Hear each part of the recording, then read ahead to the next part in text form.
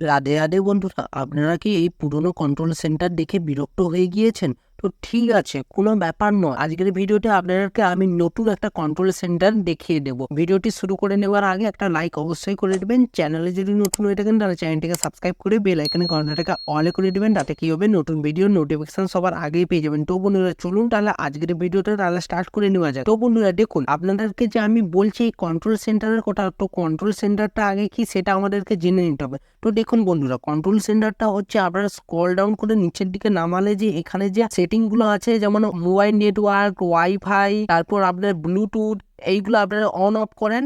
এইগুলাকেই বলা হচ্ছে control centre. মানে এখানের মাধ্যমে আপনারা সব কন্ট্রোল করে নিতে পারবেন, সেই জন্য এর নাম দেওয়া হয়েছে কন্ট্রোল সেন্টার। তো এবার আপনাদেরকে আমি দেখিয়ে দিচ্ছি নতুন কন্ট্রোল সেন্টার কিভাবে ব্যবহার করতে হয়। তো দেখুন, এই নতুন কন্ট্রোল সেন্টার এনেবল করার জন্য প্রথমত আপনাদেরকে কি করতে হবে, ফোনের যে সেটিংটা আছে সেটাকে ওপেন করে নিতে হবে। ওপেন করে নেওয়ার পরেই কি করবেন, আমরা স্ক্রল ডাউন করে আসলে দেখতে পাবেন নোটিফিকেশন অ্যান্ড কন্ট্রোল সেন্টার, এখানে টাচ করবেন।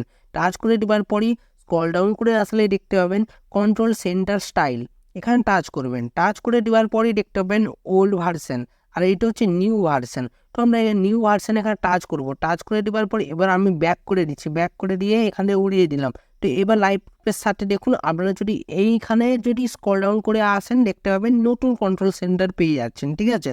আর আপনারা যদি এইখানে যদি নিচের দিকে নামিয়ে দেন এটাকে ধরে, তাহলে আপনারা দেখতে পাবেন শুধু আপনার নোটিফিকেশান যে আসবে সেই নোটিফিকেশান সেকশনটা দেখতে পাবেন।